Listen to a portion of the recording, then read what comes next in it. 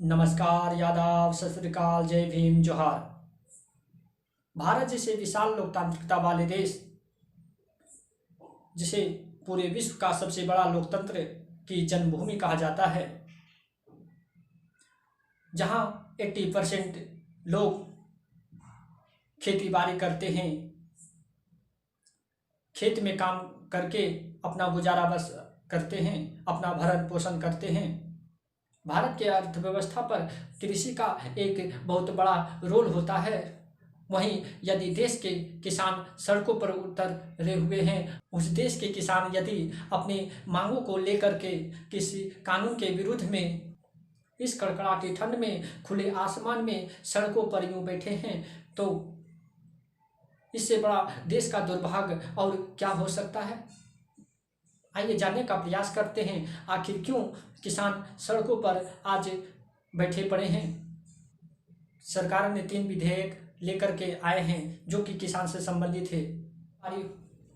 आइए बारी बारी से तीनों विधेयक के बारे में हम लोग जानकारी प्राप्त कर लेते हैं। पहला विधेयक कृषि उपज व्यापार एवं वाणिज्य विधेयक, जिसे संवर्धन एवं सरलीकरण विधेयक भी कह सकते हैं। इस विधेयक में यह दर्शाया गया है कि किसान मंडियों में अब बेचने के लिए अपने फसलों को बंधे नहीं रहेंगे। उन्हें इस बंधन से मुक्त कर दिया गया है। वो अपनी फसलों को ले जाकर कहीं भी ऊंचे दामों में बेच सकते हैं। लेकिन इसमें भी एक लोचा है। मंडी में जो खरीदते हैं व्यापारी, उन्हें 6 से 7% टैक्स भरना पड़ता है सरकार को। लेकिन यदि मार्केट के बाहर कोई व्यापारी उस फसल को खरीदता है तो उस पर कोई टैक्स सरकार नहीं लेगी। उस व्यापारी को सरकार को कोई टैक्स नहीं देना होगा। उस टैक्स से छूट कर दिया गया है व्यापारियों को।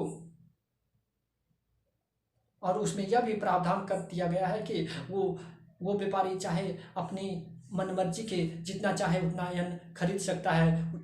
इसमें सोचने वाली बात है कि वही फसल यदि मंडियों में खरीदते हैं व्यापारी तो उसे 6 से 7% सरकार को टैक्स भरना पड़ता है। और वही अनाज, वही फसल यदि मंडी के बाहर मार्केट में खरीदते हैं तो उसे सरकार को कोई टैक्स नहीं देना पड़ता है और वो अपने मनमर्जी के अनुसार उस फसल को अधिक से अधिक खरीद सकते हैं और इकट्ठा कर सकते हैं।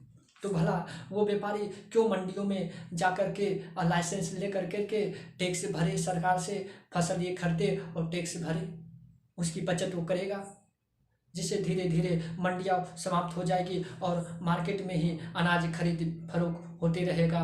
वहीं बाहर में ही किसान अनाज बेचेंगे और व्यापारी लोग ऊंचे या निम्न दामों में फसल को खरीद लेंगे। विधेयक नंबर 2, कृषक कीमत आश्वासन और कृषि सेवा पर करार विधेयक। इसमें यह दर्शाया गया है कि बड़े बड़े उद्योगपति व्यापारी किसान से करार करेंगे और उसकी भूमि को कॉन्ट्रैक्ट पर लेकर के उसमें फसल उगाएंगे और उसकी एक निश्चित कीमत किसानों को दे दी जाएगी, जो कि वह कीमत किसान तय करेंगे। उसमें यह भी दर्शाया गया है कि वह किसान अपनी भूमि को उन व्यापारियों से कॉन्ट्रैक्ट करना चाहता है या कॉन्ट्रैक्ट नहीं करना चाहता है, वह किसानों की मर्जी पर है। यहाँ पे एक तरह से देखा जाए तो किसानों को इसमें फायदा है, क्योंकि इसमें किसानों पर छोड़ दिया गया है वह करार करना चाहता है या नहीं करना चाहता है। विधेयक नंबर 3, आवश्यक वस्तु संशोधन विधेयक। इस विधेयक में यह दर्शाया गया है कि पहले बड़े बड़े व्यापारी एक निश्चित सीमा के अंतर्गत ही व्यापार करती थी। वो किसानों से फसलों को खरीद करके स्टॉक में रखती थी। लेकिन अब उस बंधन से उन व्यापारियों को मुक्त कर दिया गया है। वो चाहे तो जितनी मनमर्जी के किसानों से फसल खरीद करके अपने कोल्ड स्टोरेज में रख सकती है। उसकी सारी सीमाएं समाप्त कर दी गई है, सिर्फ आपातकालीन परिस्थितियों को छोड़कर। इसमें भी एक लोचा देखा जा सकता है।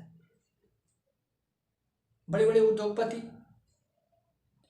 और निश्चित सीमा में किसानों से फसल खरीदकर बड़े बड़े कोल्ड स्टोरेज में इकट्ठा कर देंगे अनाज को, और एक समय ऐसा आएगा जब किसानों के हाथों से सारा फसल निकल जाएगा तो बड़े बड़े व्यापारी अपने यहाँ फसलों की कमी बताकर बाजार में हल्ला मचा देंगे, शोर मचा देंगे कि देश में अन्न की कमी हो गई है, मार्केट में अन्न नहीं है, बाजार में भिन्न भिन्न वस्तुओं की कमी है। नाना प्रकार की अफवाह फैला देंगे जिससे उस वस्तु का कीमत ढाई से ऊपर चढ़ जाएगा। तत्पश्चात व्यापारी अपने लाभ के लिए धीरे धीरे करके उन फसलों को बाजार में उतारेंगे और एक बड़ी मात्रा में मुनाफा कमाएंगे। इन 3 विधेयक में यही सब आशंकाएं किसानों द्वारा दर्शाई जा रही है।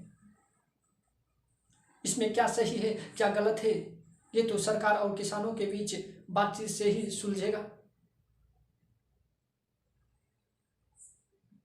इसलिए किसान अपनी जिद पर अड़े हुए हैं और सरकारें अपनी जिद पर अड़े हुए हैं, जिससे समस्या का समाधान नहीं होता जब तक कि इन किसानों से बातचीत करके कोई ठोस निर्णय पर न पहुंचा जाए।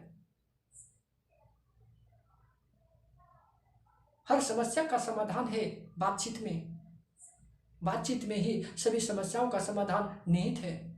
इसलिए पूरा देश आशा करता है कि जल्द से जल्द इस किसान आंदोलन को सही तरीके से सुलझा दिया जाए और इस कड़कड़ाती ठंड में जो किसान सड़कों पर पड़े हैं, खुले आसमान में ठंड की कष्ट सह रहे हैं, उसे समझा बुझाकर उसके उचित मांगों को पूरा करके जो राष्ट्र हित में हो उस कानून को संशोधित करके देश हित में, किसानों के हित में, आम लोगों के हित में जल्द से जल्द इस समस्या को सुलझा दिया जाए। इसी में देश के लिए यह जड़ी बूटी होगी, इसी में देश की भलाई होगी, राष्ट्र की भलाई होगी, देश के अर्थव्यवस्था पर बूटी का काम करेगा। और अंत में जय जवान, जय किसान, जय अन्नदाता।